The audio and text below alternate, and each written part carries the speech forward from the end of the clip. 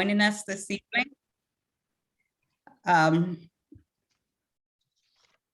Sorry, that recording came on.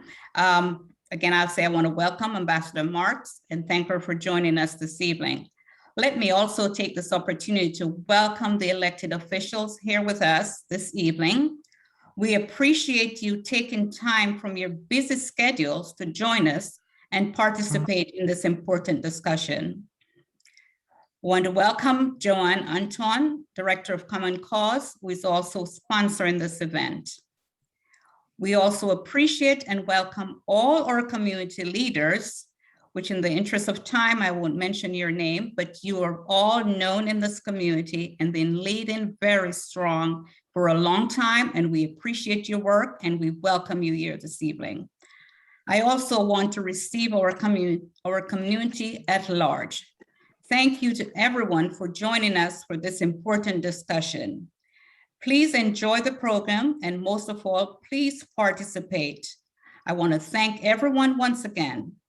Thanks for joining and happy holidays to all of you. Thank you, Ms. Harvey. So we're going to get into our listening session, the voices of the community. Our first segment will deal with health. We're up for 5 minutes. Each participant has 2 minutes. We're going to start with Dr. Noel Brathwaite and Father Joseph Constant. Dr. Brathwaite? Yes, so good evening. How are you? Doing well. How you feel? Fine, thanks. Good. I have 2.5 minutes. Yes, sir. Okay, in those 2.5 minutes, I'll tell you what we are doing in the Office of Minority Health and Health Disparities at the Maryland Department of Health to address the health needs and also well-being of close to 50% of the population of Maryland. We cover 24 jurisdictions, including the city of Baltimore. In terms of responses, we have responded to the COVID-19 in a rather dynamic way. And not only are we interested in vaccination and wearing a mask, those kinds of protocols, but we know that COVID has negatively impacted minority populations. So what we have done is that we have developed a number of packages and provided funding to community-based organizations and faith-based organizations and also local health departments to address some of the socioeconomic needs of those impacted. So the packages could include rental assistance, also utility assistance, as well as food and other supplies for those who have been experiencing some downturn in their economic conditions because of COVID. We also know that COVID has exacerbated some pre-existing conditions. So those individuals in our minority community who have not been affected directly in terms of their health by COVID, we know that diabetes, cancer, heart disease, and infant mortality, those are also areas of concern. And we have done something similar to what we did for COVID, and we have continued to do this even before COVID, in that we have funding organizations. Some of them are known as MOTA, and also some have what we consider to be the social determinants of health portfolio. So they address those preconditions and they address them in such a way that they provide education materials, they provide messaging, and they also provide socioeconomic assistance.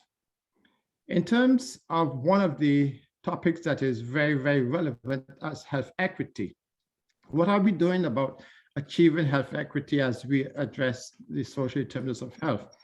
We know that in the past, there have been efforts to achieve health equity, but in 2020, the legislature gave us 4 bills that addressed health equity. Hold right there for me, Dr. Brathwaite. Yes. Yeah, hold right there for me. But that question of health equity is very important, including what governmental policies you're dealing with. You know, we'll pick that up in the question and answer section. All right. So I'm 2.5 minutes up already. It goes. We're gonna go to Father Joseph Constant, but we're gonna get back to you with that. Okay. All right, Father Constant. Thank you, sir. Okay. In 2020, the pandemic was hard on our membership at St. John's Episcopal Church in Bellsville, Maryland. We are a diverse community with members from all over the Caribbean. In February 2020, St. John's hosted the Safe Haven program for 2 weeks. Safe Haven is a program in Prince George's County where churches host homeless men for up to 2 weeks during the winter months. After hosting the program, we went into full lockdown. Towards the end of 2020, there was a sense that 2021 was going to be better. The spring of 2021 brought a great deal of excitement with folks getting vaccinated and lower COVID-19 infections. There was a widespread of hope. But in August 2021, we reopened the church to fully vaccinated members. Although we have a more than 95% vaccination rate at the church, we have been averaging 30 to 35 people on Sundays for in-person worship, where we were averaging about 180 people on Sundays. So fear of the virus is keeping our members away from the church building. The anxiety that folks are feeling is real. So how have we responded to the mental health needs of our members? St. John's continue to be the space where people worship. We engage in fellowship, service, Bible study, prayer, and more. Number two, we created a system within the congregation. We have divided the congregation in small groups that we call shepherd groups, where church leaders call or email members to check on them on a regular basis. Finally, we continue to support families living in the Prince George's County transitional housing by donating gift cards for back to school, Thanksgiving, and Christmas.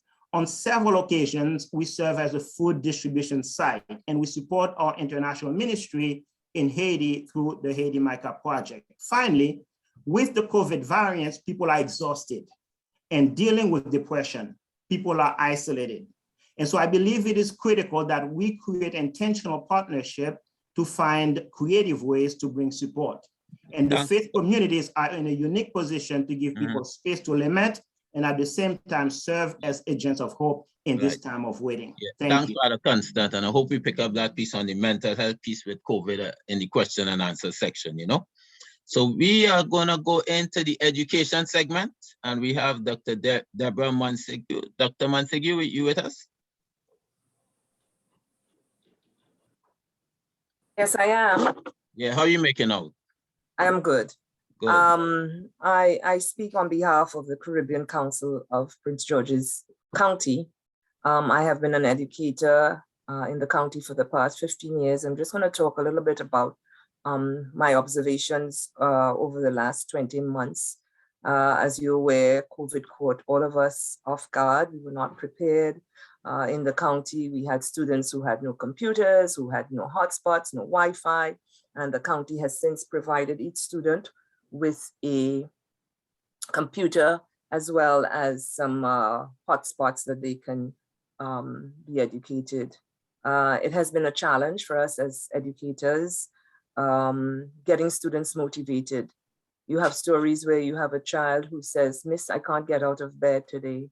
Miss, I have to I can't respond because there's something going on in my house today." Or a child who says, "Miss, I can't talk because the only place I have is in the bay window."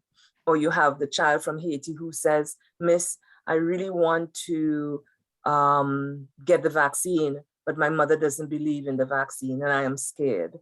The school has also provided, the county has provided services. They have put social workers and psychologists within the school system, and it still is not enough. Up to last week, we were told that the therapist is at capacity, and there's nowhere for these students to get services.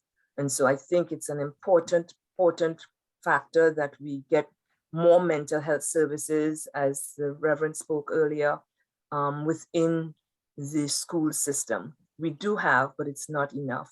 We can't forget our unaccompanied minors who come from several other countries and also need assistance.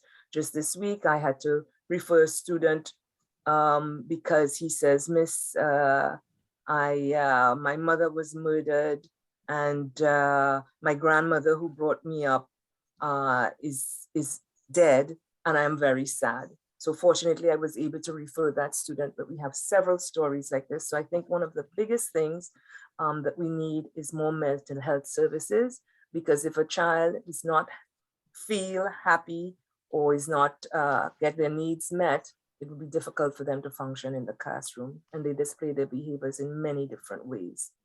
And so that is my focus today, to try to see how we can get some more mental health services for our students in Prince George's County. Thanks, Dr. Martigue. So we're going to go to the economics section now. We're going to start with Dr. Lisa Boynes-Sanders. Dr. Lisa Boynes-Sanders, you with us? Yes, good evening, everyone. Good evening. Yes, I'm glad to be here. I'm going to talk about economics of small businesses. I myself, I'm a small business owner, a general pediatric practice, trusted medical services in Greenbelt and Fiji County. And I opened that this year after having closed another office in the district at the shutdown of the pandemic at the beginning, well, of our isolationism, and yes. But saying that, it had much to do with the economics of keeping a office or any business open. Like everyone else of small businesses, we needed to hurry up and get on board with all the protocols and procedures needed to be safe, to allay any fears. And mainly, and in the middle of that, with the Black Lives Matter, people want to see businesses of all walks of life with people that look like them, and finances for persons who are of color when is there, but how do you get them, and how and how to help people find those linkages that they can understand and move forward is a big issue for me. We had to close because of just the vaccines and whatnot. We just couldn't leave them there and couldn't have an office sitting there with vaccines from the government in the building locked up. And then now being in PG County with all of the regulations it takes credentialing 6 to 8 months to get to be an operational office and have the monies that you need to, and then going through the different steps every couple of weeks. We have been faced with new challenges economically because of COVID and the different protocols. It is a very big challenge. Dr. Boynes-Sanders, you raised some very serious points there that I hope we have a chance in the question and answer to pick up further with you, you know? But Yes. We're gonna go on to Chris Daly. Chris, how you feel? Right. Well, Good. we were actually in an accelerated environment before, and then came COVID. And that was such a major disruptor. If I said to you 3 years ago, the word Zoom, you know what you would say back to me? Zoom, Zoom. You'd sing that Mazda commercial, right? Of that kid who was into motion, but now Zoom means something different to us. And that's the symbol of what has happened to us over this last 20-something months. Relentless changes taking place. And it's affected our business world tremendously. The clients that we serve have new expectations. They want services on only 37, the statistics say only 36% of people really want to have in-person engagement anymore. That's the current state of that. So they want digital experiences, and we were really exposed. We didn't have paperwork to be able to take a hold of advantage of grants, and we're still analog based on paper or brick and mortar. And that's really affected us and that has caused a lot of our mom and pop places to close. I would say our entrepreneurial segment of ours consists of maybe doctors, lawyers, entertainers, and the like. And the entertainers certainly have pivoted well, and I know Sarge will talk to that. But we're faced with a new, if we're going to survive going forward, we need to develop some new habits, some social habits. and the first one we have to develop is one of collaboration. We can't do it ourselves anymore. We have to be able to network with each other and to be able to do that virtually. And that's based on trust. And so we have some growth to be able to do with some social skills to be able to do that. So it's going to take for us to pivot, to reimagine, to go to platforms online, to find partnerships, and to have new policies to power our future. I appreciate that, Mr. Daly, you know, particularly since we have Kwanzaa right around the corner, and we always deal with the principles of Ujima, collective work and responsibility, and Ujama, cooperative economics, you know. So you hit it right on the spot. All right. So we're gonna go into the justice segment, and we're gonna start with Ms. Myrtle Robinson. How you feel, Ms. Robinson? I'm doing well, thank you. I'm really excited to be here this evening. My name is Myrtle Robinson. I'm an immigration lawyer practicing in Prince George's County for the last 25 years. And I want to talk a little bit. I see everybody's being limited, so I'm going to try to talk fast about immigration and COVID. Well, we had a broken immigration system before. So it's hard to believe it, but COVID managed to disrupt what seemed so broken that it couldn't break anymore. Every aspect of US immigration. And, you know, we've all spoken about the pandemic and how it affected us, so I don't need to go into that, but you can imagine something that doesn't take a high priority was just always left behind. They closed immigration offices. People had their cases pending. People who were here waiting for employment authorization and went from 3 months processing to 9 to 12 months processing to be able to get a work permit.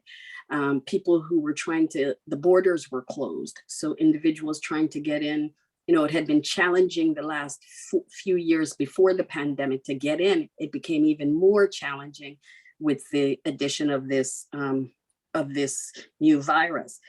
The borders were now closed. They were not letting people in. If you were here, you couldn't really process your case because the immigration courts were closed. Individuals in detention, that was an issue before. You can imagine how that was exacerbated and completely unfair and inhumane because it's very difficult to social distance in detention. There's just no place for that. Immigration hearings were suspended. There was really, as I said, as I started with, a broken system was shattered.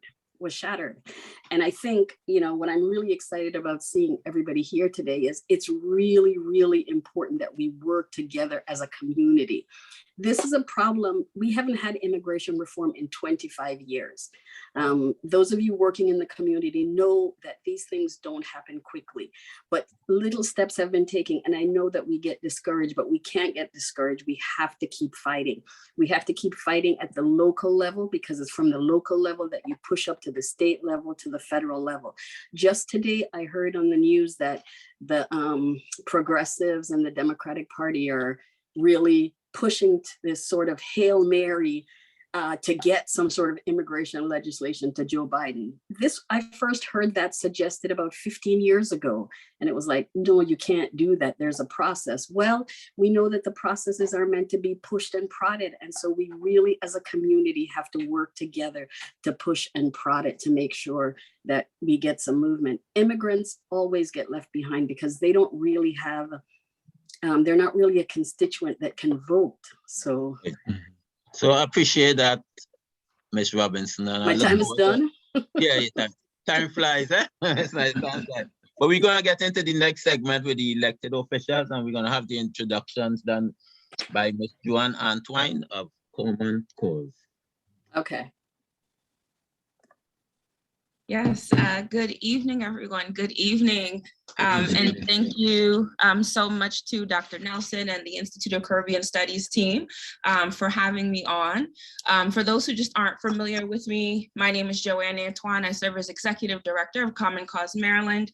And I'm also of Caribbean descent, right? I am Haitian American and have long been working to ensure that as I am doing work here in the state to strengthen our democracy, that we are engaging different ethnic communities wherever we can.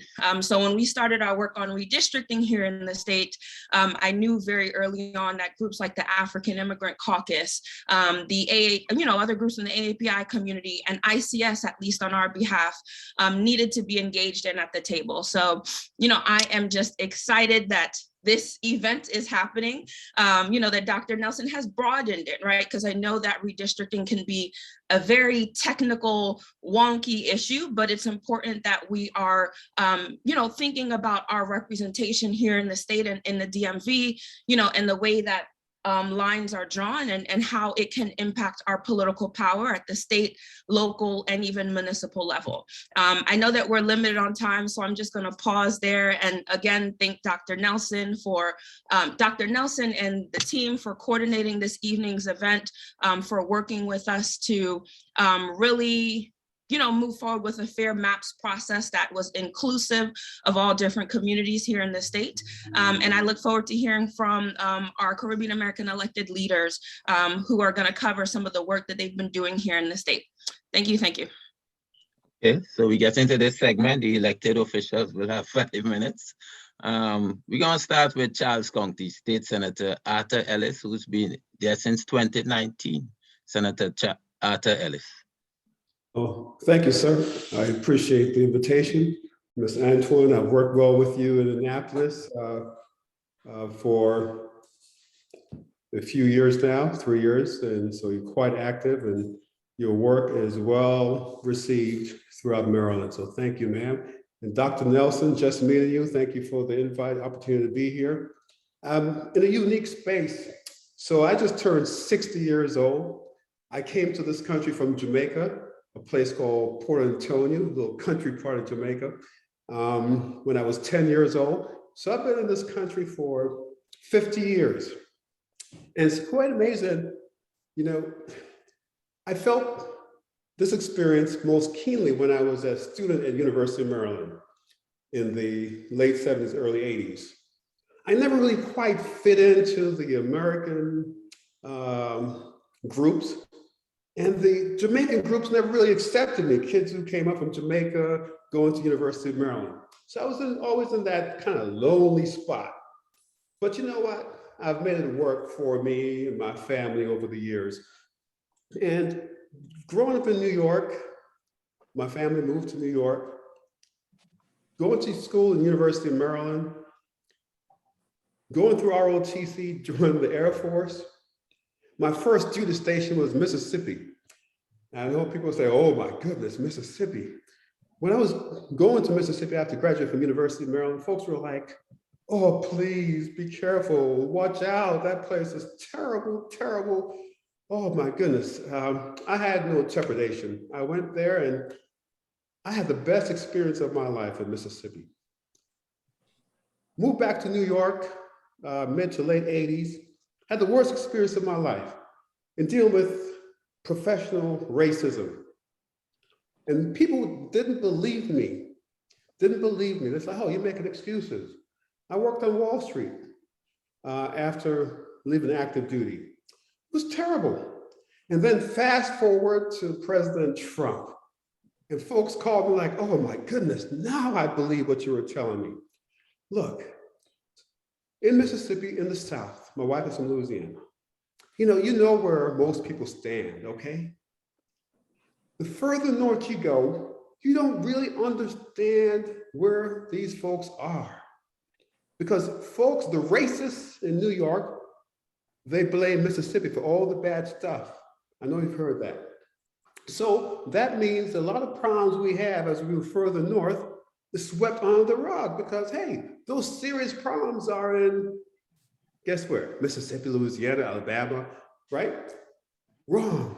So now we have, fast forward to last year, George Floyd, the murder, I call it the state-sponsored murder of George Floyd.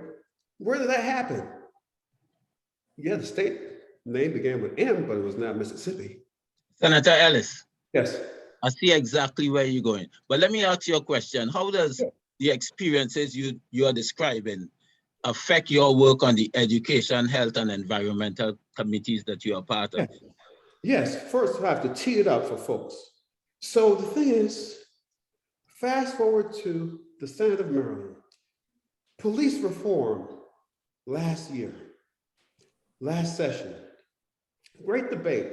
My colleagues in the House, and hi to my colleagues, did a great job passing in the House a tremendous, strong police reform package.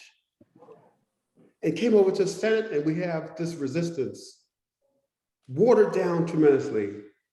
But eventually we debated the House bill on police reform and the Senate passed the House bill. And I must say I was pleased with my experiences, which I've outlined before, allowed me to stand up on the Senate floor and gave personal experiences and testimony in how we, being much further north from Mississippi, but closer to New York, we have these problems, i.e. the riots in Baltimore because of the murder of Freddie Gray in custody of police.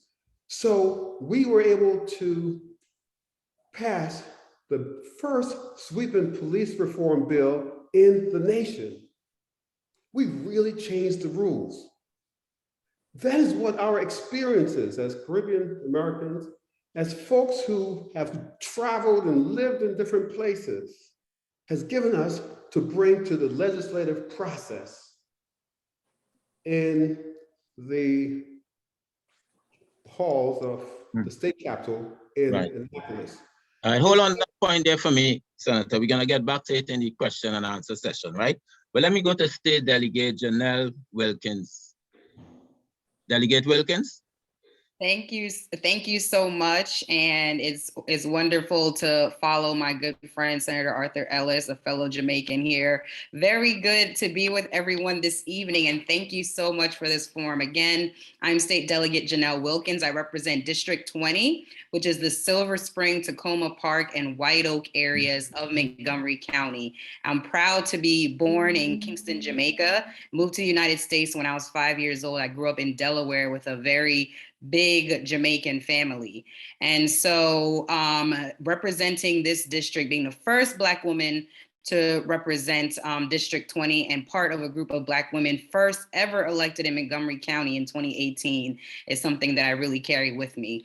I wanted to spend this time just sharing with you all some of the work that I've been able to lead in my time in the legislature. This is my 5th year in the Maryland House of Delegates. And the 2 major roles I play is I'm the House parliamentarian. So I'm responsible for keeping everyone working according to our rules and handling the business of the state efficiently.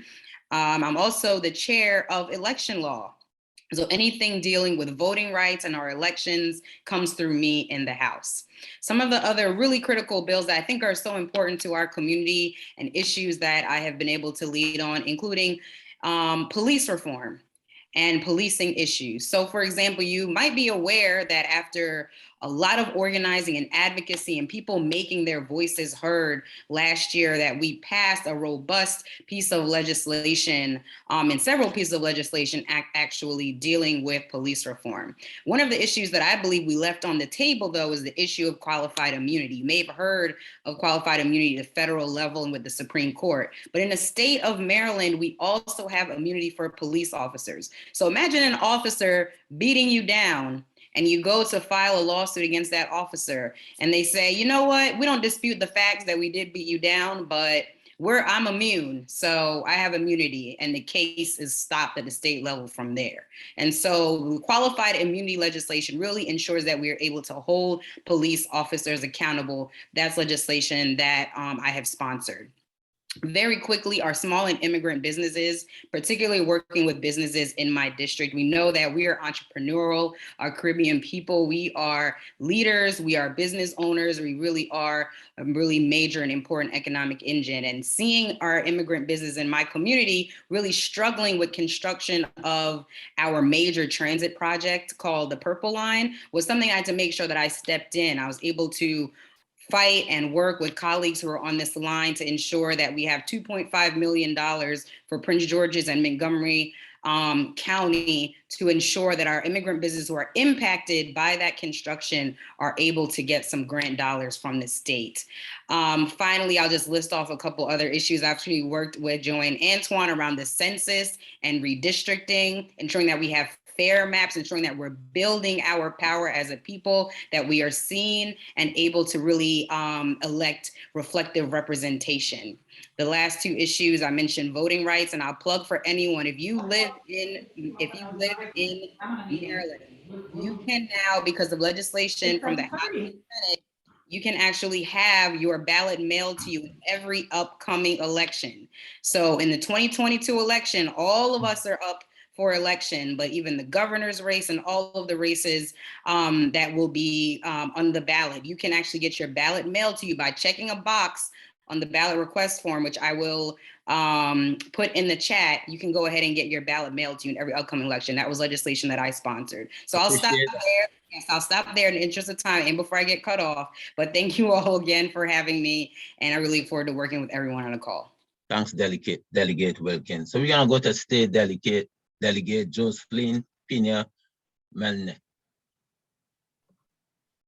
Good evening. It is an honor to be with you and with my colleagues. I'm actually from the Dominican Republic, so I'm a Black Latina. I represent District 21, which is Prince George's and Anne Arundel. I'm the first person of color to ever represent District 21.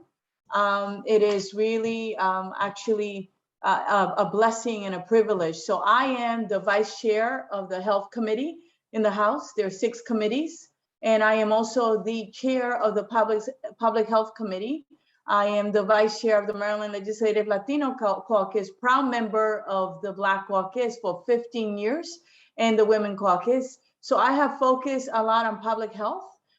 Before Obamacare, Maryland had almost 800,000 people that were uninsured. We were one of the states that created the health exchange, and we expanded Medicaid. As a result, we have lowered the uninsured rate by more than 50%. In Maryland, for the first time, we have 23 counties in Baltimore City.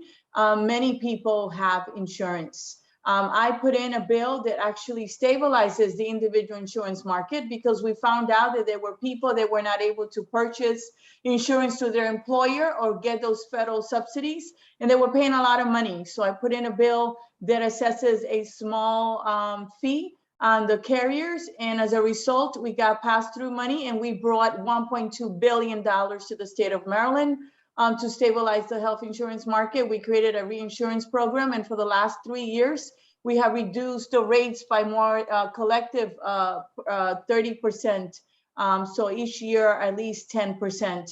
I also put in a bill that creates the first Shirley Nathan Pulliam Commission on Health Equity. And I did that because I love Senator Nathan Pulliam. She is one of my mentors, and she has been very supportive of my career. And that commission actually is a permanent commission in state government that requires that every single department in state government, 26 different secretaries, create a health equity framework in their departments. How does it affect us, people of color? We're usually the ones that are marginalized because of those social determinants of health, the way we live, the lack of education, lack of transportation, lack of money, the environment. And we were the first out there to service the community, in the hotels, in the restaurants, out with the public. Blacks and Latinos were greatly affected by COVID. So a lot of my work focuses on those social determinants of health, on the health disparities, on maternal health as well. As you can see, I'm very passionate about it. And it is a pleasure and an honor to represent us because we bring a different perspective to the table and experiences that no one else has. Thank you so much for having me today. Thank you, Delegate Pena Melnick. We're gonna go to PG, State Attorney, Ms. Aisha Braveboy. State Attorney. Hello. Yes, good evening, everyone. It's great to see you. My name is Aisha Braveboy, and I am a good friend of Delegate Jocelyn Pena-Melnick. We actually served together, and we sat together on the floor for 8 years. And she is my very good friend, and I love her, and it's great to follow her, although it's hard to follow her. The feeling is mutual. I would like to say thank you to Claire, to Dr. Claire Nelson for inviting me, as well as Joanne Antoine. We did work together last year around issues of access to the ballot for those who are incarcerated. And so I want to thank Joanne for her work. And it was great to partner with her to ensure that those who were incarcerated had an opportunity to vote. In fact, in Prince George's County, over 80% of those who voted who were in the jail were new voters. And I think that's really important, because I believe that those individuals will continue to vote. So we are grateful for the work that Joanne has brought to Common Cause. In addition to that, as was mentioned, I am the state's attorney for Prince George's County. We are a county approaching 1 million people. I have an office of roughly 200, including about 100 attorneys. I manage a budget of roughly 22 million. And so we have done a lot of work over the past few years. I have worked to reform our justice system by safely releasing those who are able to be in our community pre-trial through a program called Operation Safe Release. And those are for people who committed offenses but have not yet been adjudicated, but can safely be in our communities. And I discontinued the practice of requesting cash bail. In fact, my office was the first office in the state to discontinue the practice of prosecutors asking for cash bail, because that had a disproportionate impact on the poor, which includes many in our immigrant community. I have worked with our wonderful leaders in Annapolis to pass legislation like the Second Lieutenant Richard Collins hate crime law, which removed unnecessary barriers to prosecuting hate crimes, the assault in the first degree strangulation law, which made strangulation a first degree felony. I also proposed, and we got passed a bill that expanded the definition of child abuse. And I was proud to stand along or sit alongside our speaker and support the sweeping police reform legislation, which I have the responsibility on my side to really ensure that it is fully implemented. I created a public integrity unit that prosecutes police officers as well as public officials for corruption and abuse. We have indicted approximately 16 or 17 officers. We've had about 3 or 4 trials so far, which we have won all of them. We are focused on justice. And justice, that means for those who are, public officials, as well as those who are civilians in our community. There's one set of laws, and they apply to everyone. I also have a conviction and sentencing integrity unit that really takes a look at cases where not only of absolute innocence, where people are claiming that they were wrongfully convicted, but also those cases where individuals were sentenced disproportionately, meaning they received lengthy sentences for their offenses. We have worked to get out nearly 24 so far, individuals who were considered juvenile lifers. We continue to work on giving people a second chance. And I'm grateful for that. Work that we do. So thank you. We appreciate that. We all need second chances, and we hope you really focus on it. Thank you. I'll stop there. Thank you. Definitely. So we're going to go to former Councilwoman Lorianne Sales. Councilwoman Sales. Thank you so much. I'm so happy to be here with so many friends and fellow advocates in our county and our state. Very good to see my good friend and county representative, Delegate Janelle Wilkins. As you said, I am a former Gaithersburg City Council member, and in 2017, I became the first African-American elected to the Gaithersburg City Council. So I am not originally from Jamaica, but I am the daughter of Jamaican immigrants, and both of my parents, Perry and Hilda, who have since retired, came to America in search of better opportunities for their children. And so when I moved to Montgomery County, I did not think that a political career was in my future, but looking at the landscape, I saw the need for reflective representation that looked like the community it served. And so I launched my first run for office in 2014 to run for state delegate. In 2014, we had not elected a Black woman to the Maryland General Assembly. And at that time, I was very active with the PTA, advocating on school construction funding, increasing the minimum wage, also environmental issues, banning fracking. So lots of issues were at hand, and although I wasn't successful, I made my way to the city of Gaithersburg and found my calling continuing to advocate for our children. The city of Gaithersburg is the most diverse city in the country, and at the time, we had the most overcrowded schools in the MCPS school system. And so I advocated for an additional school to come to the city of Gaithersburg, and we broke ground on the school last year. These past 4 years have definitely tested the leadership of myself and my colleagues, and I served as president of the city council in Gaithersburg upon my election in 2017. In 2020, I served as the president of the council. And this was during the racial unrest and the pandemic as well. So one of the most— We're getting ready to get into the question and answers section, right? But are you running in 2022 for city council at large? Yes. Well, I'm running for the Montgomery County Council at large because we have yet to elect a Black woman countywide. We currently have no woman representing us at the county council at large, and hoping to fill that void with my SMART agenda for our county, and look forward to answering questions as the evening continues. All right, so we're gonna open it up. This segment is for your questions, and we're gonna get some answers. All right.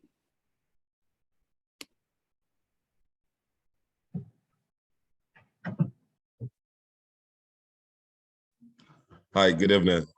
My name is Howard Henry. I was invited by Miss Aisha Bobray. Brave boy, sorry about that, miss. I live in Prince George's County. I'm from St. Lucia. My accent is very deep. I'm a medical supply owner. I supply medical equipment to all entities throughout the United States. I'm here just representing us as a Caribbean young man doing business in Maryland, going for the trials and tribulations that we go to in terms of how we do business with the government. I was just wondering how possible would it be? I just need some knowledge on how can a businessman who's involved in medical supplies, and due to the fact of the pandemic and what's going on, how can I utilize, how can I see how it's very important to help and see and to help the fellow citizens of Maryland and see what I can do to help everyone in Maryland and see if it's possible to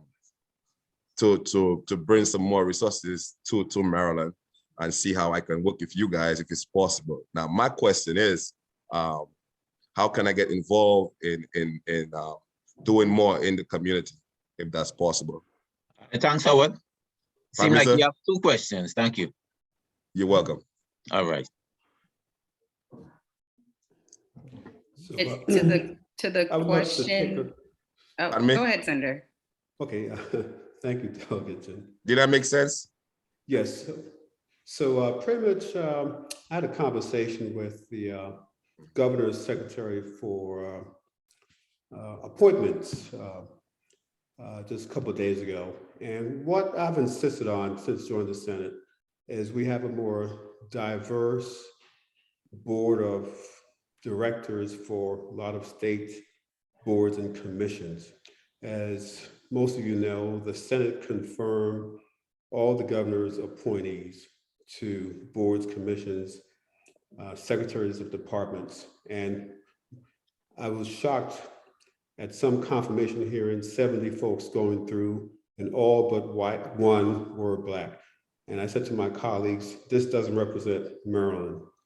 All but one were white. And so, I hope I said that right. So only one Black person was out of 70, let me say it that way.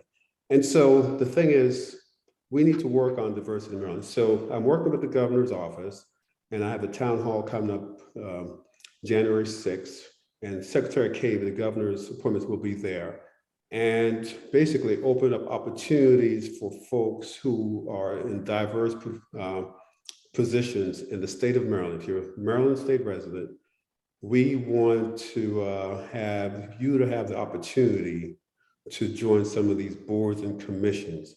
And he mentioned from the pensions board, there's University of Maryland Medical Systems Board. There is, hundreds of boards and commissions that really supervise a lot of state functions. And so we're opening it up. I'm working with the governor's office to do that. Also, we have Senate appointments. Doesn't go through the governor's office. They're appointed through the Senate of Maryland. And I do believe the House have appointment authority also through the speaker. So we're opening up the opportunities because we have in Maryland the largest legislative Black caucus in the nation. And we're very active and we are determined to make a change. And so the executive branch is listening, of course, the senatorial and delegate branches are listening. So those are opportunities for these important organizations. And there are others, I won't go into that. I give Delegate Wilkins the opportunity to share her thoughts. Thank you, Senator. And thank you so much for that question and for joining this evening. I think that as a business owner, as an immigrant business owner, you have so much perspective to share on what your challenges and your triumphs has been in terms of being able to run your business in our state and in your community in Prince George's. And so I think one of the number one ways that you can be involved is to help us to make it better and easier for you to be successful. As Senator Ellis said, we do have the largest Black caucus in the country, and there's no reason why our Black businesses and our immigrant businesses should, especially our immigrant businesses that represent the diaspora, should not have a sort of the ingredients and the softening of the ground to be as successful as possible. So I think the number one thing is for you to contact and meet with your representatives, contact and meet with any of us, particularly the 3 state members who are on the line, the county council member or future county council member that's running Lorien Sales, so that we understand and are clear about our charge going forward on what we need to be leading and doing as priorities to help make your industry and your business successful in this state. So sharing your expertise with us and the challenges that we can work on those solutions and bring them forward to the Black Caucus would be, I would say, one of the number one things that you can do to be involved. Okay. Going to the next question.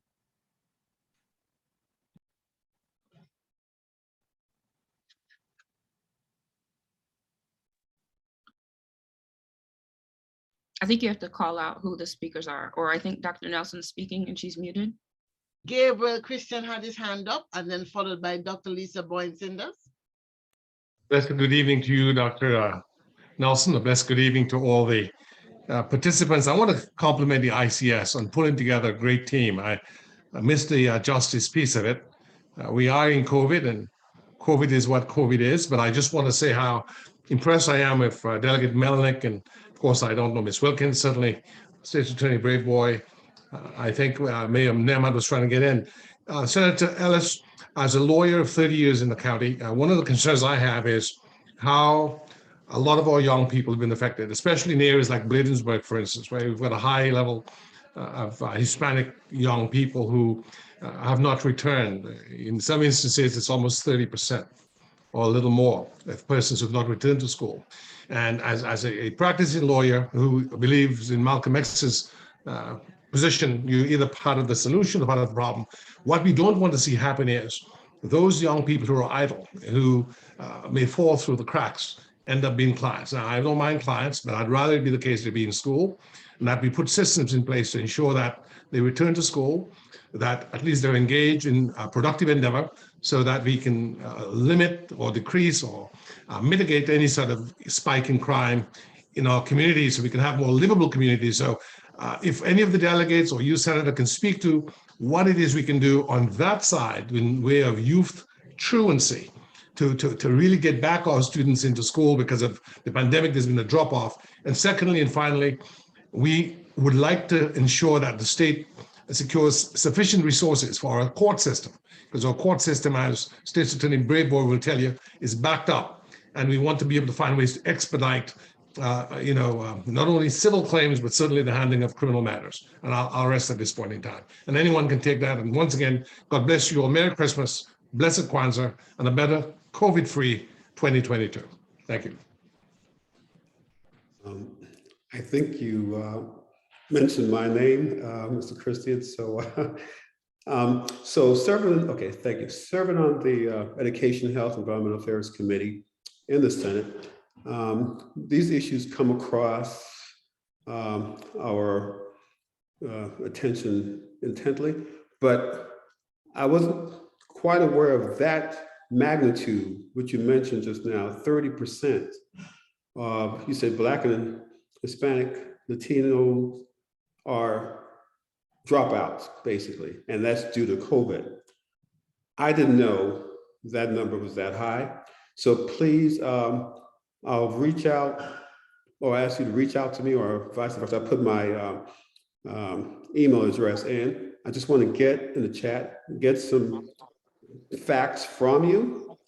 And, it's not too late in the legislative process now for us to really address this, to make sure we at the state level work with the counties and the school systems and the State Board of Education to make sure that we fix this problem. Of course, with the spread of the new variant of the COVID virus, we're going back to virtual again. So it's a real problem. I didn't know it was that really big. And I'm guaranteed myself and my staff will work with you to really get the numbers. So if it's legislation we can put in, it's not too late, working with different state agencies, but I really am interested in getting to the bottom of that. All right, Dr. Sanders. Thank you. Well, my question relates to businesses getting funding. So as a pediatrician in PG County, I'm seeing so many people wanting services, wanting services, and then saying, I'm going to do it. So I have some parents, for example, their children have severe allergies. They want to have a birthday party. They want vegan cakes. One of my mothers started doing her own vegan cake business, and word by mouth. The women, for the most part, I'm talking about moms, they have money, they're middle class, but they want to step out. Many people are scared. It's COVID, it's a pandemic. They're hearing they can get money here and there, but are there some formal, easy ways for people who are working, having families, to find this type of funding that's not exactly always a loan, but a fair and lower interest loans that is not always, they may not always qualify. Some people are priced out there, they're making more money than you really think and doing well, but they want to move to the next level. I'm really asking for that because the families right now are ready to move forward and make generational wealth. So I'm asking about that, if someone can speak to that. They're asking, this is money for what? For what specifically? Is it for businesses? What is the money for?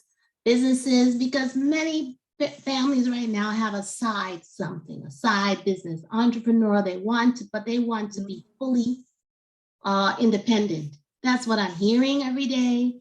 They're trying, but they're also scared to move that direction, but they're trying something on the side.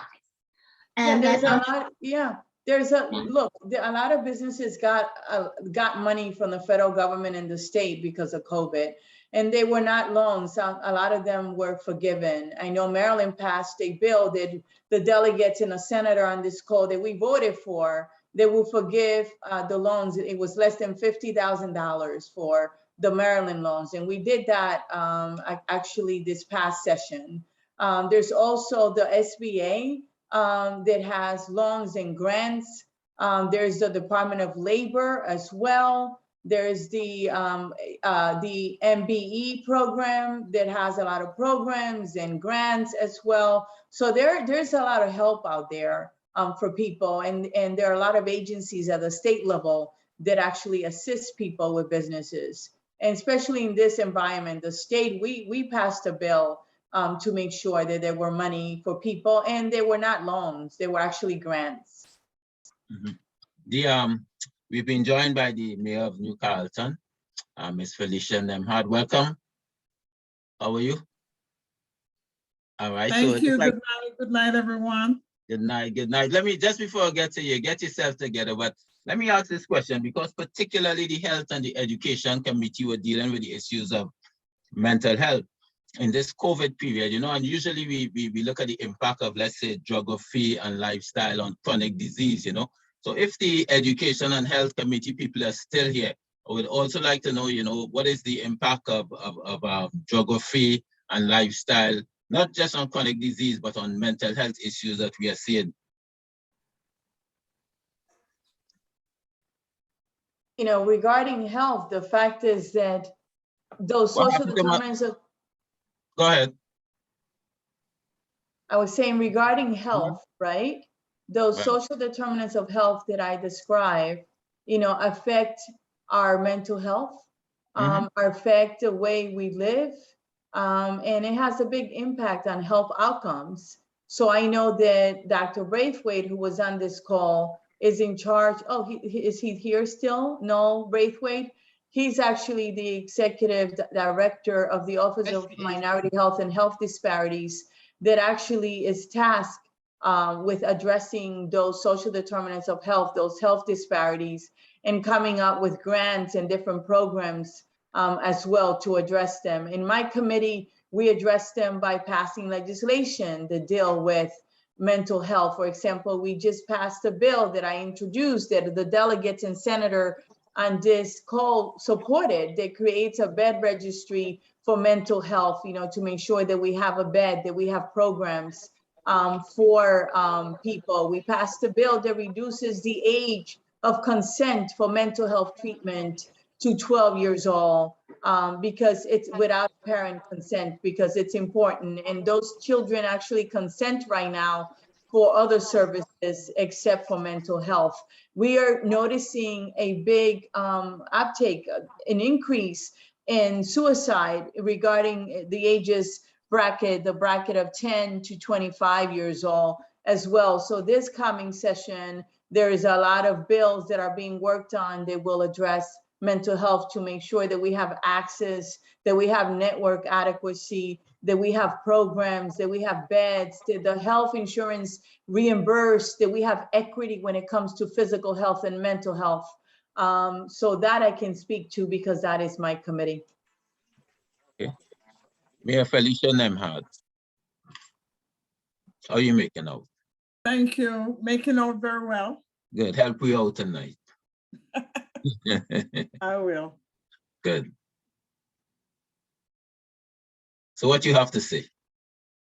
I know there was a couple questions that you guys wanted me to answer. One of them was, how did I get into politics? I don't know if you want me to go in the line of the questions or you wanted to ask now? Okay. Yeah, we more like... We just wanted to really jump straight into the COVID pandemic. Can we pass that session? To just jump straight into your response as a mayor of a small municipality. What's happening in terms of health, education, and economic development? Thank you. All right, thank you. So what we are doing in our small city is I pretty much mandated the vaccine for all our city employees. And I'm trying to get a lot of COVID related exercises being done in the city. So what we do is most of the time we have a COVID vaccination or testing site. We also mix it with some form of a giveaway and information to take away some of the myth that people are saying that the vaccines are demons sent from above, that there's a microchip that is being placed into people. So we're educating our residents. And so far, all our employees are vaccinated. We got a little bit of resistance, but through education and teamwork, that made the dream work to get everybody on board. So, we're trying, to help with the economic development too. We told people that, if you are not healthy, you can't work. We can't build our city. We can't build the different businesses that are out there if people have to close due to the pandemic. So it's pretty much walking good with everyone and letting them know that this is a crisis that we're in and we need everyone on board in order to make it better. All right, we're going to open up to the next question.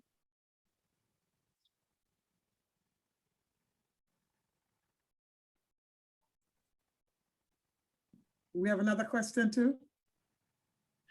Dr. Knight? Yes, I have a question, and this is, so in light of the pandemic, this ongoing pandemic, how are the churches in our community responding to the ongoing stress and mental health issues in their community, including students and the older population?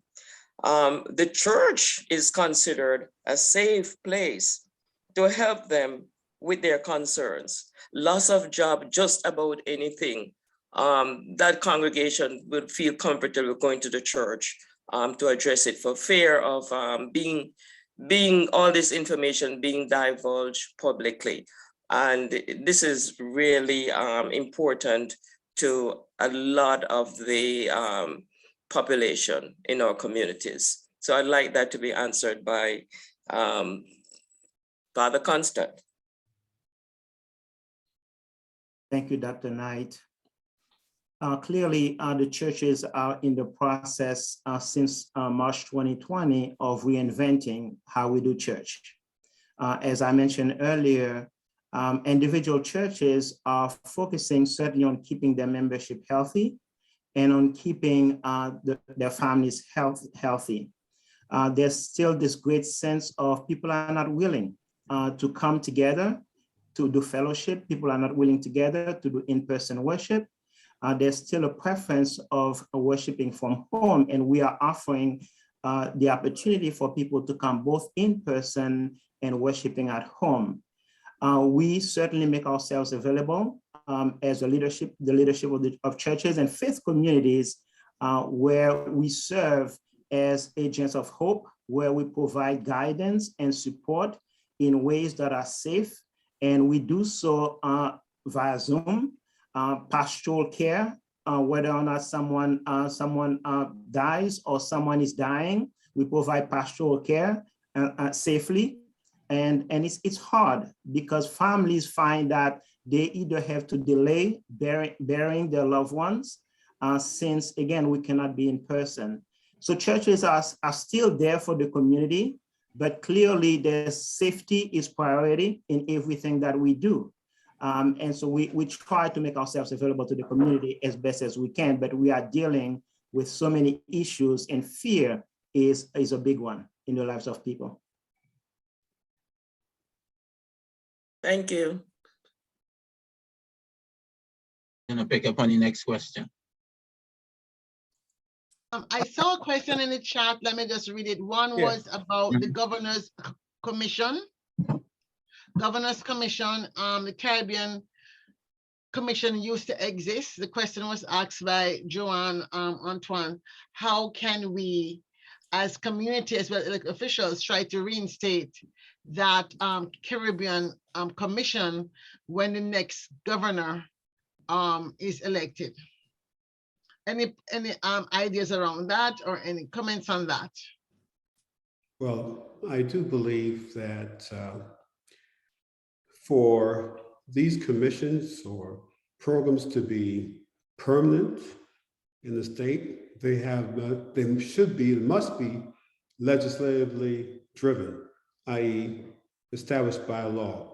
We have quite a few issues, commissions, programs, and boards that disappear when we have change in administrations. And I have an example I've kind of let out in maternal health area. We're trying to bring paid doula services to poor folks on Medicaid in Maryland. Introduced the bill 2 years last session. It passed unanimous in the Senate, but didn't pass in the House. And the governor took that bill and how should I say, implemented that program to provide doula service, which are birthing coaches for expectant mothers. It works really well, and it really decreases adverse maternal outcomes. But the governor implemented the bill. But because it's not legislative, the next governor that comes in, and we will have a new governor next year, could just get rid of that program. But if we do it legislatively, it's there until changed legislatively. So to have these commissions, to have these programs that benefit our community to last, no matter who the governor is, I must say, Lieutenant Governor working with Anthony Brown, Jamaican Heritage, working with Governor O'Malley, put some of these programs in that disappeared when Governor Hogan, the Republican, came in. So we have to make it legislative, and when it's legislative, it will last. And so I'm willing to work with the community and my fellow delegates to make sure we can institute that on a permanent basis. I see Chris Daly has his hand up. Thank you, Dr. Nelson. Lots of businesses have gone under because they're brick and mortar. And if they do not have a good definite transition to have a good digital platform, they're really going to be toast. How's the state or the local municipalities helping to facilitate them doing the digital transformation? And where are some of the resources that we can point people to be able to tap into? Thank you. Well, let me throw this out. It's something that's been running in the community, that the pardoning of Marcus Garvey. Want to know how you feel about it, because right now it's a petition going around. Community people are very mad that Obama didn't pardon Garvey. So what do you think about it?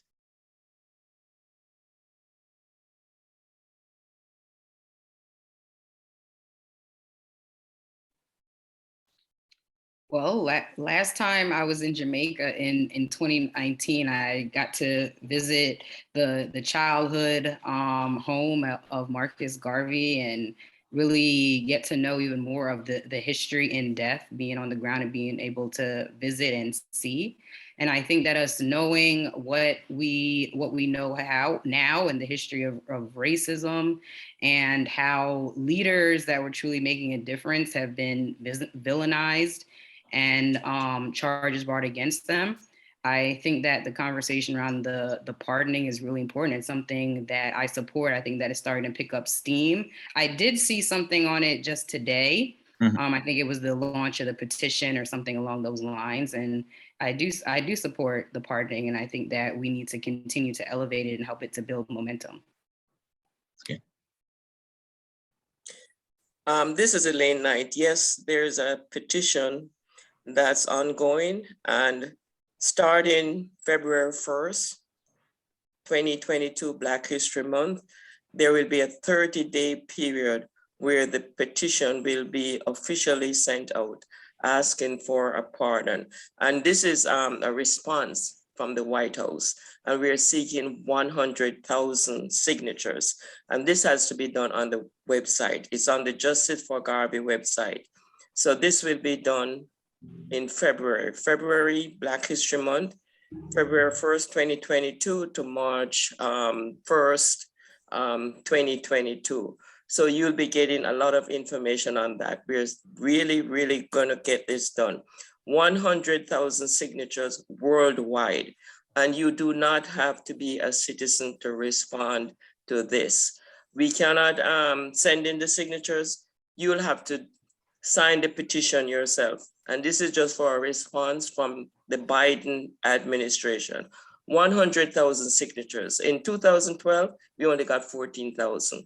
And now this is worldwide, including Africa, Asia, Caribbean, the whole works. So please, I'm not going to take much time, but I'll just put that in the website, the Justice for Garvey website, and you'll be getting more on that.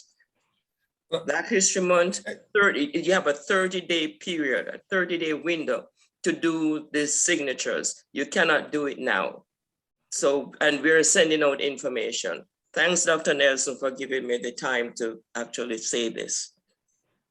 Actually, I just want to add to that because I think as one of our most famous historical immigrants, and as I like to tell people, the most important deportee we've had, proudly, we really need to think seriously about, in this new dispensation post-COVID, how do we really benefit from the lessons of Garveyism in terms of the economic agenda? And one of the issues I would like to put on the table is for those members who are in the State House, both on the House side and the Senate side, this issue of well-being and some new metrics that allow us to see, because what we're seeing is inequality is growing.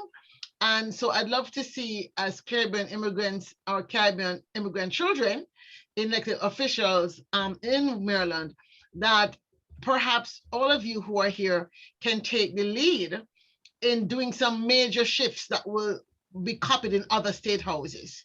Because as you said, you have the largest state legislature. So for example, State Attorney Aisha Braveboy was rattling off a lot of things, which I was like, wow, you know, that's really transformative work that she's doing in Prince George's County. How can we make that statewide? How can we make those changes statewide?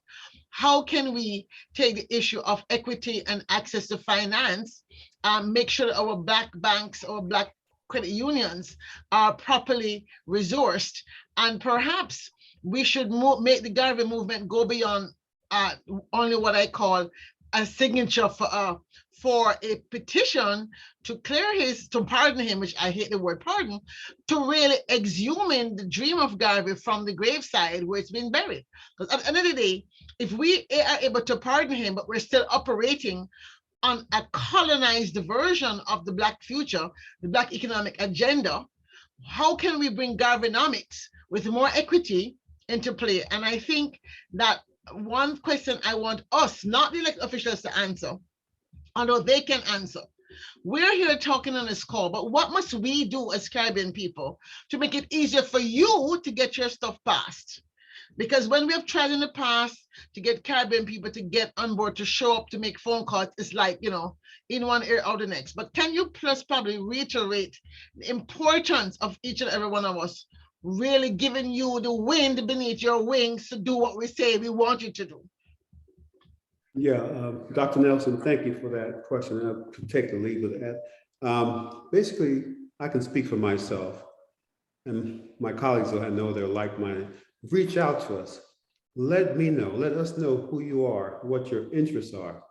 Because when we put these bills in, we need folks to come and testify. If I put a bill in and no one shows up, guaranteed it will not pass, okay? We and my colleagues need to know that there is a broad support for our legislative action. And one of the things that we probably could do, not probably, we can do, what I can do, let me make it personal, Dr. Knight, is to introduce a joint resolution. We can't pardon, but we can, at the state level, bring this to the attention of the public through legislative debate. And quite often when I put bills in, they bring quite a bit of media attention. So in reference to the pardon of Jamaica's first national hero, you know, this is a big issue, and I'm willing to look into it. If y'all can write me, let me know that you will have my back when I put this in, and you will be there to testify. So I left my email in the chat. Please, if this is important to you, reach out to me and I will go forward. We will. Want to lead the charge with no one following, right? And so we can really look into that and get that done. But I'm here to really listen to my constituents. I make a joke that there are probably 21 Jamaicans in Charles County. I think since I made that joke a couple of years ago, there might be 35 now. But I don't have a strong West Indian base in Charles County. It's growing. And so the thing is, I'm here to serve the citizens of my district, Charles County, primarily. But these issues, I can venture out into some of them. And I think the Marcus Garvey and the message that he carries is one thing. And a couple of years ago, I was able to give a state resolution to Marcus Garvey's son, Dr. Garvey from New York. Just revolutionary recognition from the state of Maryland for Dr. Garvey and his dad. Thank you so much. And Congresswoman Yvette Clarke from New York, she did introduce a resolution in the House. So that's something I will follow up with you on that. But Julius Garvey, we are on it. We'll send you the website. And thank you so much. We will reach out to you. And thank you for your input. Dr. Nelson, I don't want to take up too much of your time, but I'll put it in the chat. But thank you so much. We definitely will follow up with you. I wanted to add, if I may, that the Black Caucus every year has an agenda, whether it's supporting the historical Black colleges and universities, whether it's businesses, health.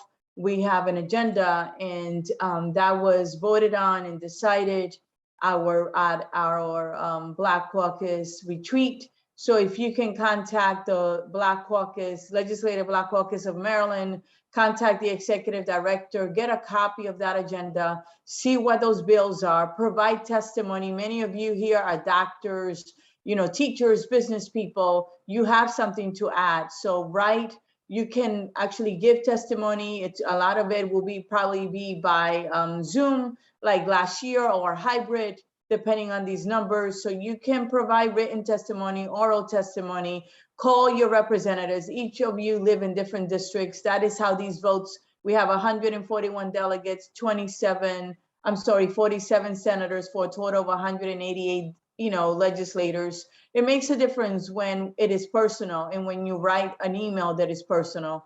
It really does. So that is a way that is impactful to get involved. You can also write an op-ed in the Post as well, in the Baltimore Sun. Those are two very important publications in the Capitol News on a particular issue of expertise, saying why that bill should pass as well. Why is this resolution important? Why is this bill important? And as an organization, you can vote to write a letter on your letterhead supporting different bills as well. Dr. Nelson, we are getting to 8:25, so I guess we're going to be getting the official thanks soon from Mr. Sargent. But let me say this, Dr. Nelson, because I see, a listener presented something just now, which he said he enjoyed the conversation, but he really want to know what is the purpose of it. So before you handle that, just let me say, for historical purposes, since we're tying this into UN International Human Solidarity Day, maybe for historical purposes, exactly 70 years ago, in 1951, William Patterson and Paul Robeson led one of the first delegations before the United Nations Secretariat in New York and the United Nations General Assembly that was meeting in Paris at that time, charging the US government with genocide against Black people. That was one of the first petitions that we ever presented before the official bodies of the United Nations, So Dr. Nelson, let me leave it now to you to explain to the listener, the purpose of this conversation.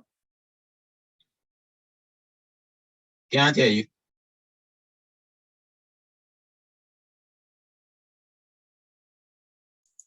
You're muted, Dr. Nelson. Thank you so much. The purpose of this conversation was to begin to organize the Caribbean American community in the state of Maryland to really respond in a more meaningful way to the ravages of COVID beyond the usual complaining, hand-wringing, and gossiping on the phone, which is totally useless, right? We have the benefit of 5 to 7, I believe, Caribbean American elected officials. And I think that they are, to the extent that their districts are not necessarily Caribbean American, they still have an emotional or soul level response to the concerns of the people from whence they came. Therefore, if it's up to us to give them the opportunity to do what they want to do, as opposed to quarreling and complaining that they're not doing anything, when you have not demonstrated that you are, quote unquote, ready for something to be done with and for. Democracy is a two-handed street, right? And so a leader can only be as good as the followers. We saw what the ravages of bad or naive or dumb followership looks like in the last 4 years. We don't need to follow that example. We're all educated. And we can educate ourselves by reading, by watching, and by teaching each other. And so this is our first, I would say, listening session, teaching session. We're hoping that Common Cause will continue to support our development and allow us to grow in sort of our advocacy, because we have not come from communities where we normally get heard. If you come from a country where you can talk and talk and talk and talk and nobody listens, you come here assuming that democracy here works the same way like in Grenada, in Jamaica, in Trinidad, where you just chat and nobody don't care what you have to say. Here it's a little bit different. If you throw stones, you probably are gonna get hurt. And that's why it's important that we learn to speak up, stand up, and get up. Or Bob Marley said, get up and stand up for a right. So I want to turn the floor over now, I think, back to, I think Sarge, right? In the official close vote of that. Just closing. Thank you. Thank you. Good afternoon or good evening, everyone. An excellent discussion, thought-provoking in somewhat, but a very healthy discussion. I want to take this opportunity to thank Dr. Nelson for getting this group organized and putting on the first state town hall. And I can tell you, this is the first of many to come. I want to thank our moderator, Natiki, for doing an excellent job. Thank you for keeping the clock ticking and keeping everything on schedule. Want to thank our entertainer, the panelist Wentworth Richardson, who opened the session with some beautiful music, keeping us in the Christmas spirit.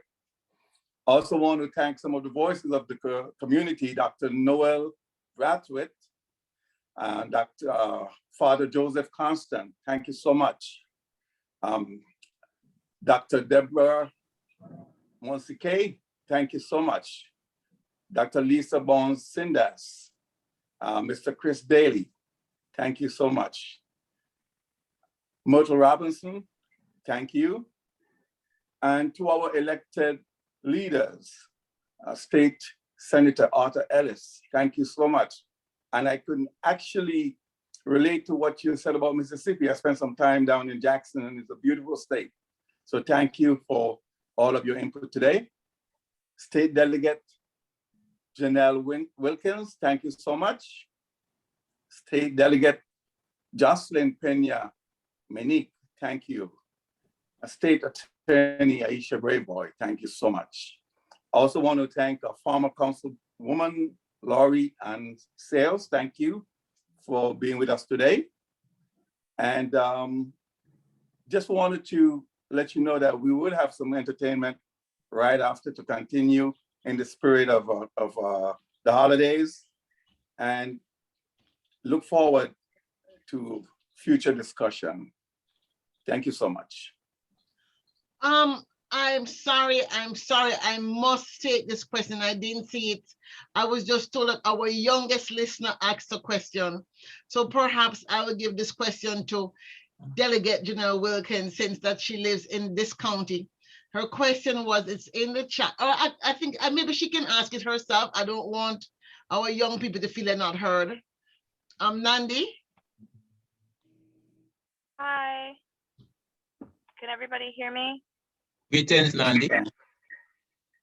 Okay, my question would be, what is being done by elected officials to bring up civic-minded Caribbean youth and young adults to take up leadership roles in Maryland, being that there's like a small percentage of Caribbean Americans in state positions?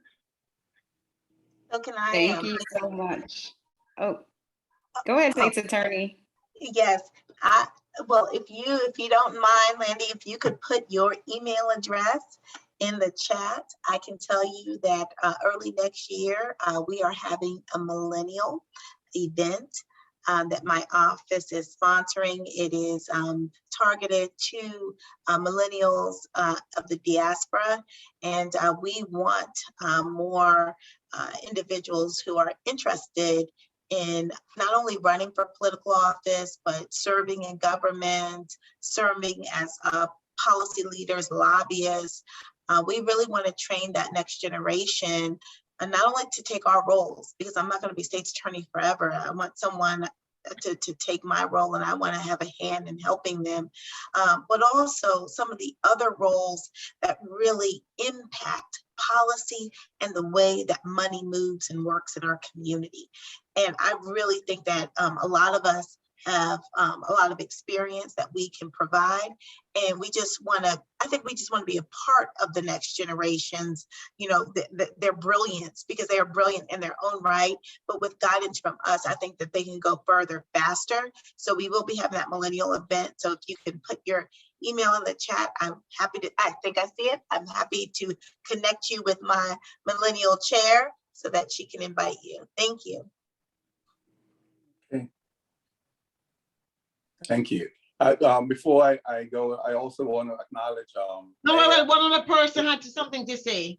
Oh, wow, okay. Yes, very quickly, I'll be brief, and thank you so much, Nandy, for that great question. I wanted to let everyone know that the Maryland Legislative Black Caucus does host an annual Youth Day, and I think this would be a great event for us to partner on. It's a day where we invite students from every corner of the state to come to Annapolis. We often fund buses, so it's difficult for some students to get there, and they literally get to come to the House floor, meet us, vote on bills, introduce and give their own ideas on legislation. Is such an amazing opportunity for young people to learn about the state legislature and get involved.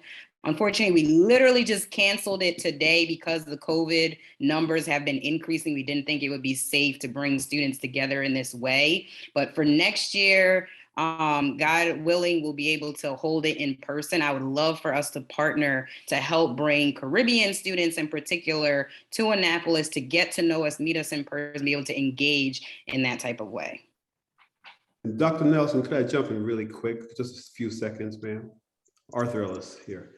I just want to say my very able chief of staff, Autumn Grant, is of Jamaican heritage, and just working with me, tremendous intellect. And also, you know, we have staffs, I have staff, I have interns every year, and we have pages in Annapolis. So if you want to be a page, if you're in high school, the young lady who asked the question, that opportunity is there for you. If you want, in your college, you can have paid internship with any senator or delegate in Annapolis. We have that there. And when you graduate, we have part-time and full-time positions for you. And so there are a lot of opportunities there for our young Caribbean, everyone in our community and state. Okay. Okay, Sarge, back to you. Any more questions? Yeah, I just wanted to acknowledge Mayor Felicia Nemhart from New Carlton for also gracing us with her presence. And last but not least, Reverend Noel Godfrey. Thank you so much for that invocation. And with that, if there are no more questions, we can call it a close for the evening. Great. So thanks, everyone. That was a wrap, and we're not quite done. We're going to have some music, and we have some prizes. So for those of you who stayed to the bitter end, while Winch, my name is slipping me now. Wentworth. While Wentworth starts playing again, will Francine, could you start? We have, okay, here's what we're playing for. Ho, ho, ho, on a bottle of rum. Okay, close the ears, Father Constant. Ho, ho, ho, on a bottle of rum. Right? And we're also playing for gift certificates from Island Cuisine for a curry goat and rice and peas lunch. So Francine, no, don't shout out the answer anybody, right? So whoever writes in the chat first, the correct answers will get the first prize. So Francine, what's the first question? Okay, so the first question we have this evening, you can hear me? Okay. Who was the first elected official? Who was the first elected Caribbean American in Maryland? First elected official in Maryland of Caribbean heritage. Shirley Nathan Pulliam. Okay, what did I say? Instructions are I know. I was slow. That's not fair. Well, you are banned, disconnected, banned. Slow. I don't type fast. Okay. Second question.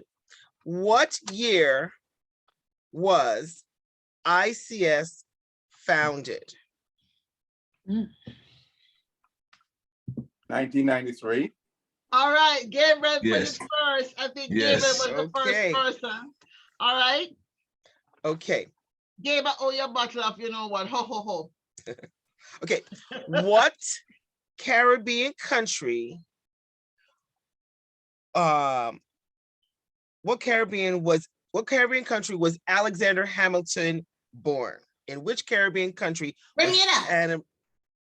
Alexander Hamilton born? Hey, The instructions are to put it in the chat. I think Gabriel have these questions. cheating. Gabriel is very Gabriel quick to is see hot that. tonight. We're going to have to go to Gabriel's house to have some ho ho ho. No. And the answer is Nevis. Okay, Gabriel, I'm gonna ban you. Okay, Gabriel's I know. not banned from answering any more questions. Okay. He read too much history book. Gabriel banned. Okay, one last question. Okay, Gabe said he'd put the second. I have two more questions. Gabe said he'd put the second prize in play. Okay, so so he only take one bottle of rum. He won't take two. okay, so the next person would be Dolores. Right. Okay, fantastic, Dolores. Second round. All right, thank you. Okay, so how old did Senator Ellis say he was when he migrated to the United States? Ooh. Chris is right. All right. You were listening. You were listening. Okay. All right. Okay. Those are my 4 questions. Did you have another one? Yes. Yes. Okay. All right. All right. Now, when Wentworth started playing, he was playing a kind of music from Trinidad. Do not shout out the answer. What is it? And spell it correctly. Deborah Montague, Parang, yes. No, Parang, right. Christmas music, that's the correct answer. He was playing Parang music, special Christmas music. And that person, Dr. Deborah Montague, you get a $20 gift certificate from Island Cuisine, right? So you can go to their new location. I think they will have one probably in Briggs Chain. I'm not sure how far you live from there. The second person, second question and last question before we get Wentworth playing us out is, and Elaine is banned from this question, right? Elaine is banned from answering this question. What church is Father Joseph Constant the rector of?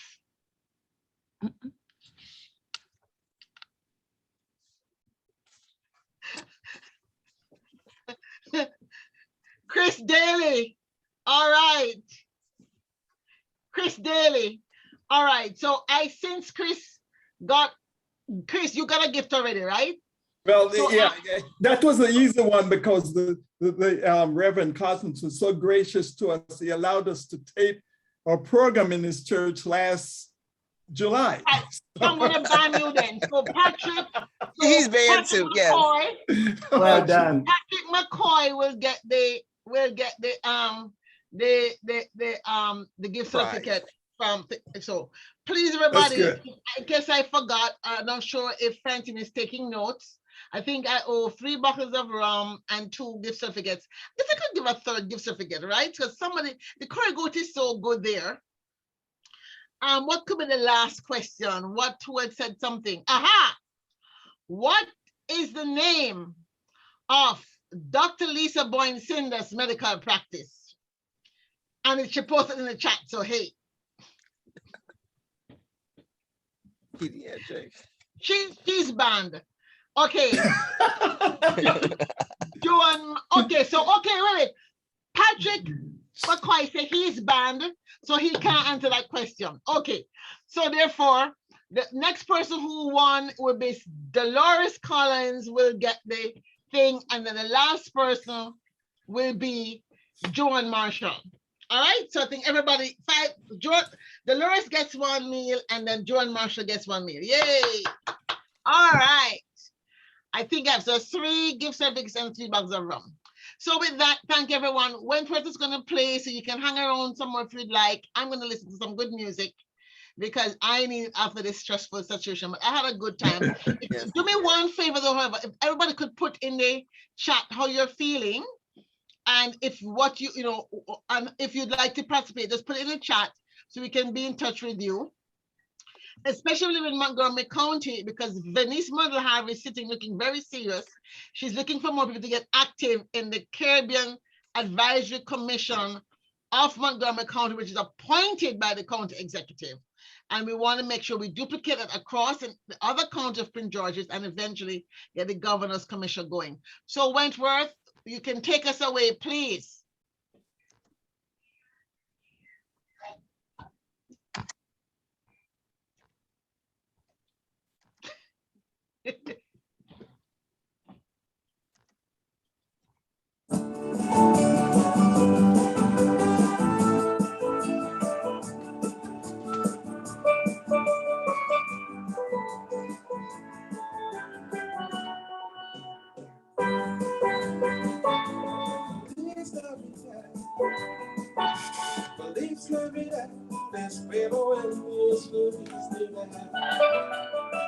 I wanna wish you a Merry Christmas.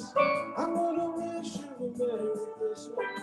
I wanna wish you a Merry Christmas from the bottom of my heart. I wanna wish you a Merry Christmas. I wanna wish you a Merry Christmas. I wanna wish you a Merry Christmas from the bottom of my heart.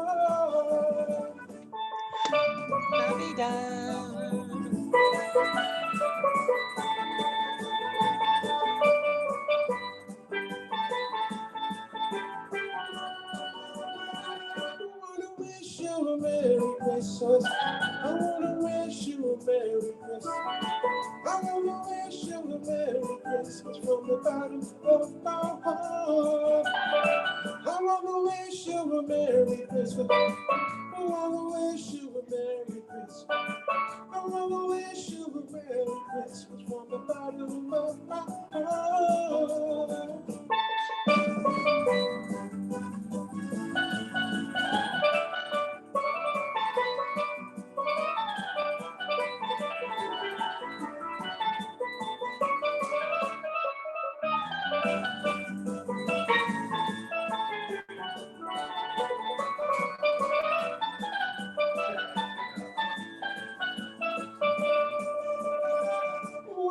Wish you a Merry Christmas. I wanna wish you a Merry Christmas. I wanna wish you a Merry Christmas from the bottom of my heart. I wanna wish you a Merry Christmas. I wanna wish you a Merry. I wanna wish you a Merry Christmas from the bottom of my heart.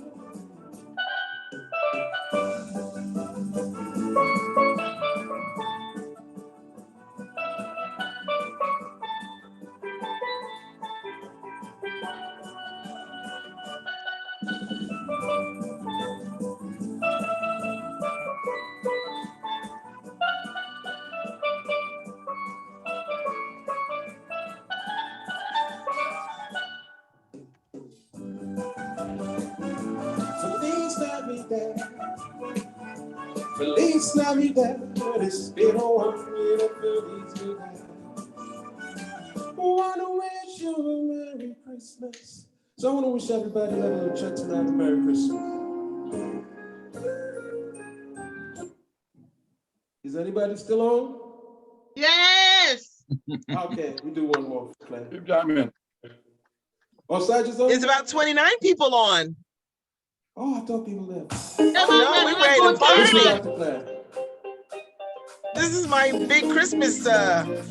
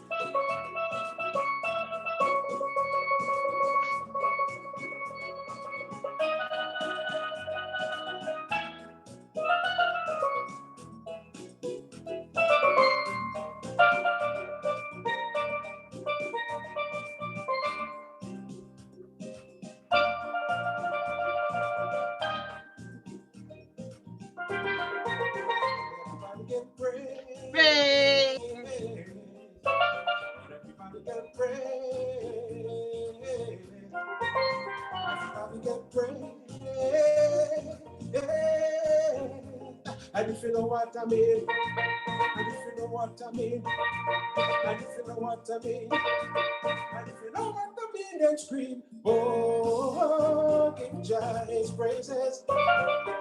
Oh, give Jah his praise. Oh, the power and his mercy.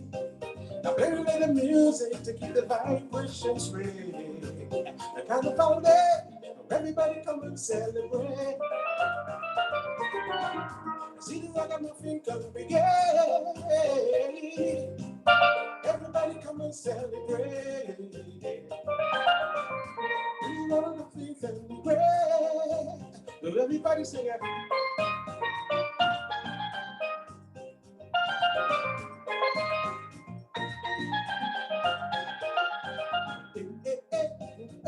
Follow the country.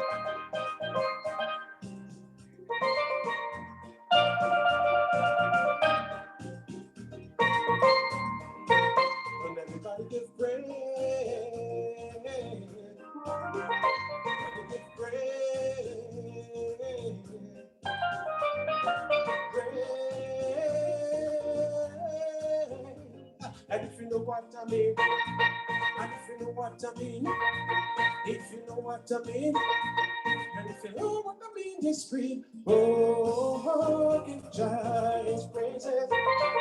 Oh, give Jah his praise.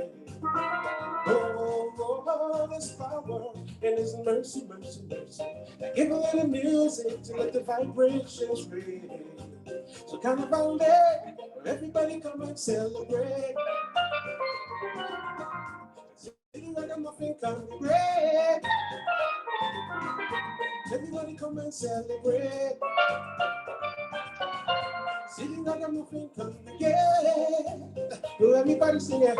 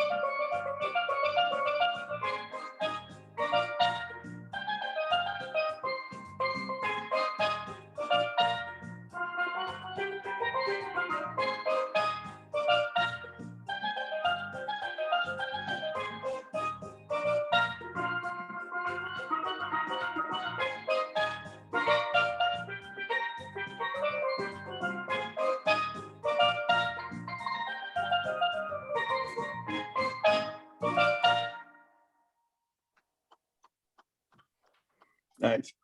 Bring up the background music. David Rodder. Thank Bring you up so the much. background music a little into it. Bring up your background music a little bit. We want more, Chris. Joy to the world. You have that? Bring Joy to the world. You have joy to the world? Yeah, bring up the level of that background music. Background? Yeah, what you're playing on the phone. Bring that up. Okay.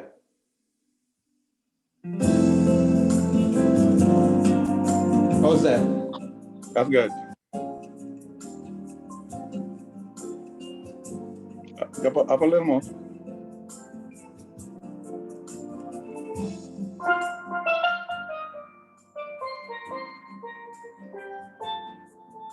It's too low on our side. No, you put it back down.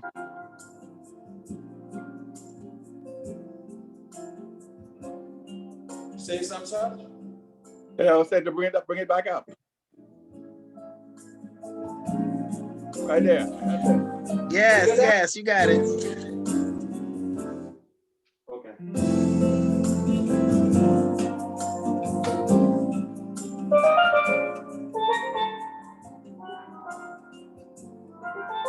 See what happens when he put it down, it goes away from the mic. Ah, when it goes down, yeah.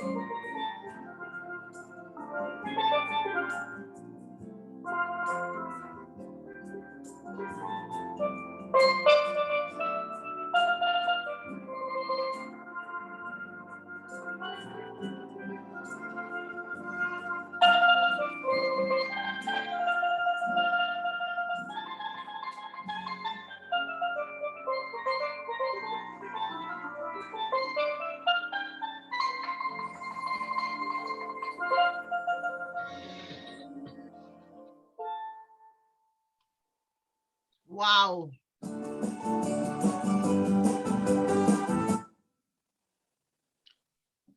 Well, folks, we have one more and that's it.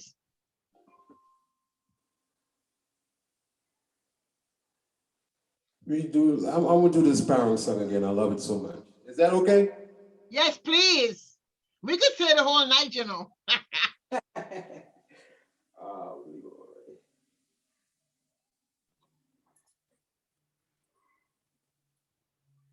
Jojo. Yes, sir. Is the speaker, when you put it down, it goes down? When you, I don't know if you could elevate it, because what happened there, when you turn it up, and you put it back down on the lower level, the music go back down. So I don't know if the sound. Okay, I'll turn it up a little bit. Right. It's probably from the speaker.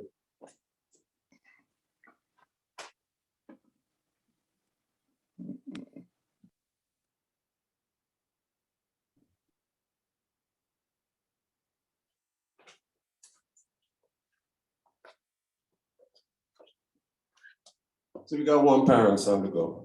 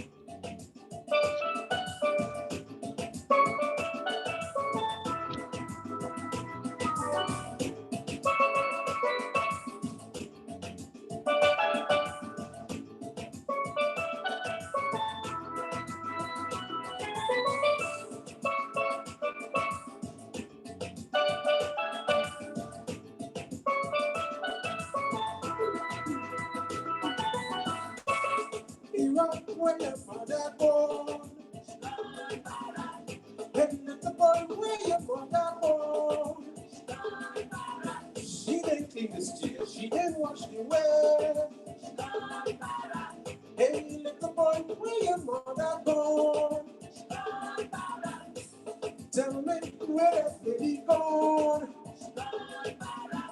Mr. Starch, where you woman born?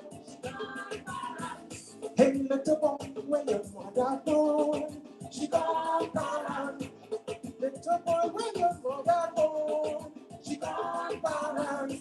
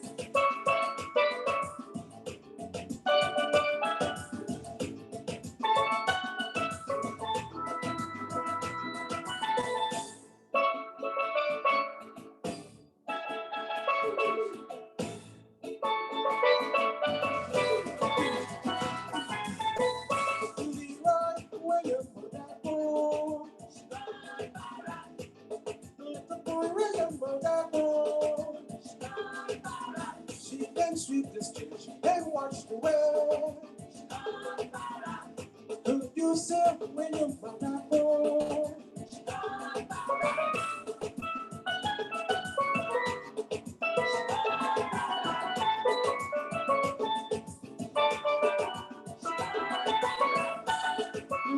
When your mother born. Little boy when your mother born. She didn't clean the well, she didn't sweep this year.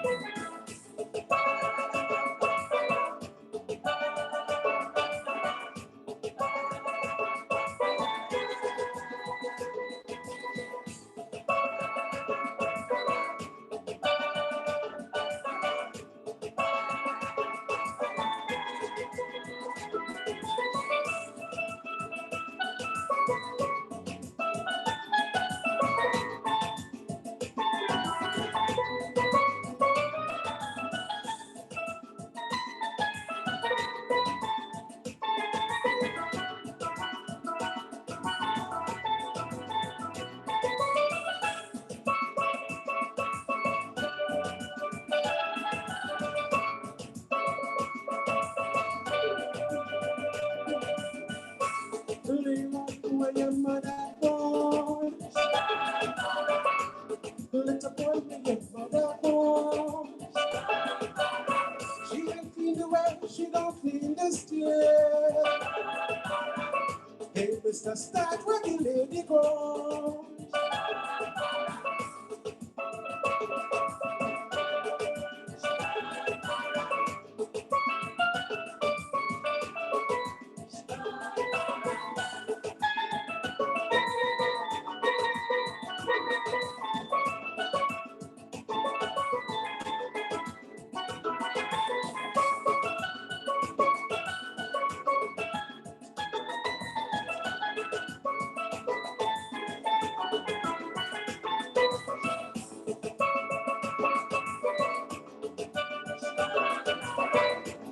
Little boy when your mother born. Hey, little boy when your mother born.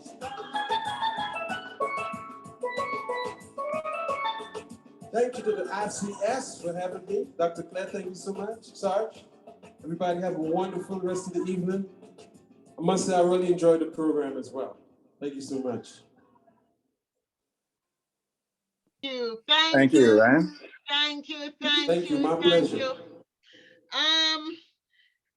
Everybody, thank you so much. If you're online, could you bring on your camera so we can get a screenshot, please? If you're online, could you just turn on your camera for me so I can get a screenshot of everybody?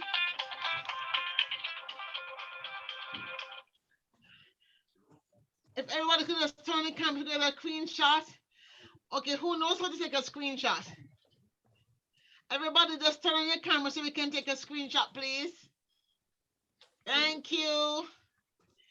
Yes. Dolores, you can take a screenshot, right? Nandi, you know what to do a screenshot. Please do a screenshot. I can't. I'm on my cell phone. Oh, no. Okay, let me see. Let's see.